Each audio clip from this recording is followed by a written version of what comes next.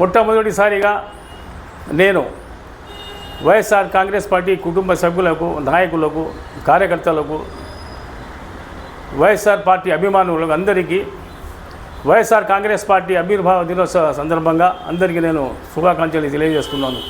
ముఖ్యంగా వైఎస్ఆర్ కాంగ్రెస్ 2011 మార్చి 12వ తేదీ వైఎస్ఆర్ కాంగ్రెస్ పార్టీ రాష్ట్ర మాజీ ముఖ్యమంత్రి జగన్మోహన్ రెడ్డి గారు స్థాపించడం జరిగింది. ఆ రోజు నుంచి ఈ రోజు వరకు ప్రజల కోసం పాటుపడి, ప్రజలే నా దేవుళ్ళు, వాళ్ళ కోసం నేను నిరంతరం పాటుపడతా అని చెప్పేసి కార్యకర్తలకైతేనేమి, నాయకులకైతే మంచి సందేశాలు ఇస్తూ ముందుకు నడిపిస్తున్న ఏకైక నాయకుడు జగన్మోహన్ రెడ్డి గారు. ముఖ్యంగా వైఎస్ఆర్ కాంగ్రెస్ పార్టీ ఎందుకు పెట్టాల్సి వచ్చిందంటే, ఏ సందర్భంలో పెట్టాల్సి వచ్చిందంటే, వైఎస్ఆర్ కాంగ్రెస్ పార్టీ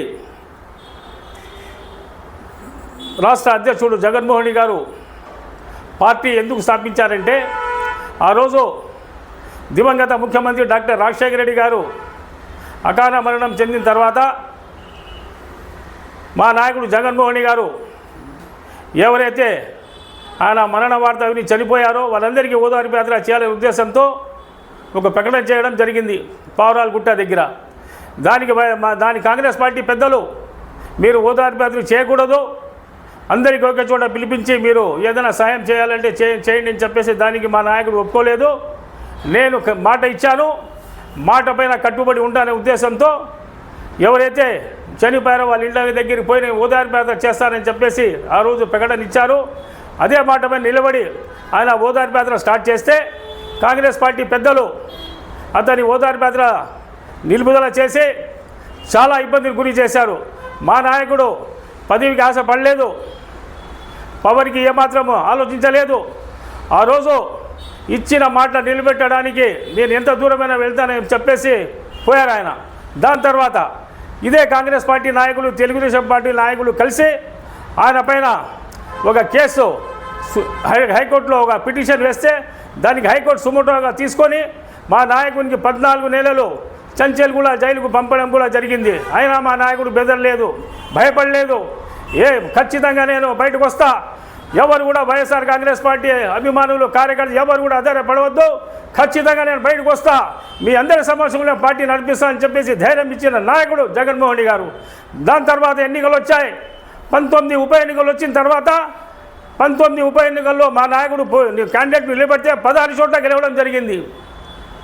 అప్పుడు ఉమ్మడి ఆంధ్రప్రదేశ్లో కాంగ్రెస్ ప్రభుత్వం అండగా ఉంది, కాంగ్రెస్ ప్రభుత్వం అధికారంలో ఉంది. లో కాన్ఫిడెన్స్ మోషన్ మా నాయకుడు పెడితే అప్పుడు ఇదే తెలుగుదేశం పార్టీ, కాంగ్రెస్ పార్టీ కాబట్టి పూర్తి మెజార్టీ లేదు, ఈ తెలుగుదేశం పార్టీ సపోర్ట్ ఇచ్చి ఆ రోజు కాంగ్రెస్ పార్టీ నిలబెట్టిన నాయకులు తెలుగుదేశం పార్టీ నాయకులు. ఇవన్నీ మా నాయకుడు చూసి పార్టీ పెట్టిన తర్వాత ప్రజలకు ఏం అవసరాలను గుర్తించడం జరిగింది. ప్రజల కోసం ఏం చేయాలని చెప్పి పాదయాత్ర స్టార్ట్ చేసి ఎన్నో కష్టాలు పడి, నష్టాలు పడి, ఎన్నో కష్టాలు ఎదిరించి పార్టీ పెట్టిన తర్వాత మా నాయకుడికి ప్రజలు బ్రహ్మరథం పట్టారు. ఎక్కడ వెళ్ళినా కూడా ఎవరు కూడా ఆధారపడవద్దు, నేనున్నా, మీకు రాజశేఖర్ సార్ ఏదైతే హామీలు ఇచ్చారో, ఏదైతే పరిపాలన చేశారో అదే పరిపాలన నేను కొనసాగని చెప్పేసి ముందుకు నడిపించిన ఏకైక నాయకుడు జగన్మోహన్ రెడ్డి గారు. మా నాయకుల ఆశయం ఒకటే లక్ష్యం, ఒకటే ఆశయం, ఒకటే అజెండా, ఒకటే జెండా. ఏ రాజకీయ పార్టీతో కూడా పొత్తు లేకుండా స్వతంత్రంగా పోటీ చేసిన నాయకుడు జగన్మోహన్ రెడ్డి గారు. ఈ భారతదేశంలో ఏ రాజకీయ పార్టీ కూడా పొత్తు లేకుండా పోటీ ఎన్నికలు చేయదు. కానీ మా నాయకుడు జగన్మోహన్ రెడ్డి గారు 2014, 2019, 2024 కూడా 3 ఎన్నికల్లో కూడా ఏ రాజకీయ పార్టీతో పొత్తు లేకుండా పోటీ చేసిన ఏకైక పార్టీ ఈ భారతదేశంలో ఏదైనా ఉందంటే అది వైఎస్ఆర్ కాంగ్రెస్ పార్టీ అని చెప్పేసి ఈ సందర్భంగా తెలియజేస్తున్నారు. అంతేకాదు మా నాయకుడు ఏదైతే వాగ్దానాలు ఇచ్చారో అవన్నీ నెరవేర్చారు. దురదృష్టవశాత్తు మొన్న జరిగిన 24 ఎన్నికలలో మాకు ప్రజలు ఓడించడం జరిగింది, తెలుగుదేశం పార్టీకి పట్టం కట్టడం జరిగింది. అయినా మా నాయకుడు బెదరలేదు. ప్రజల తీర్పు శిరసా వహిస్తా, కార్యకర్తలారా ఎవరు కూడా ఆధారపడవద్దు, మేము ఏ తప్పు చేయలేదు, మేము ఇచ్చిన వాగ్దానాన్ని నెరవేర్చాం. ఏదో ప్రజలు ఇంకా ఆశించి తెలుగుదేశం పార్టీకి పట్టం కట్టారు. అంతేగాని మా పైన ద్వేషం, కోపం ఎవరికి లేదు. ఈరోజు నేను తిరుగుతున్నా, ఎక్కడ పైన కూడా బ్రహ్మరథం పడుతున్న ప్రజలు ఎందుకు ఒక నమ్మకం, జగన్ అంటే ఒక నమ్మకం, ఒక భరోసా అని చెప్పేసి ఈరోజు ప్రజలు ఎక్కడ వెళ్ళినా కూడా రాష్ట్ర మాజీ ముఖ్యమంత్రి జగన్ వైపు చూస్తున్నారంటే ఆయన చేసిన పనులు ఈరోజు ఎవరు కూడా మర్చిపోరు. మరొక విషయం చెప్తున్నాను, ఖచ్చితంగా మా జగన్మోహన్ రెడ్డి గారి పైన ఏదేదో అవాకులు చవాకులు పేలుస్తున్నారు. మీరు దయచేసి అవన్నీ చేయొద్దండి. మా నాయకుడు ఎప్పుడు కూడా ప్రజల మధ్యలో ఉంటాడు, ప్రజల కోసం శ్రమిస్తాడు, ప్రజల కోసం ఏమైనా చేయడానికి ఎంత దూరం వెళ్ళడానికి సిద్ధంగా ఉండాలని చెప్పేసి ఈ మీడియా ద్వారా తెలియజేస్తూ మరొకసారి నేను ఇంకొక విషయం తెలియజేస్తున్నాను. వైఎస్ఆర్ కాంగ్రెస్ పార్టీ నాయకులారా ఎవరు కూడా ఆధారపడద్దు.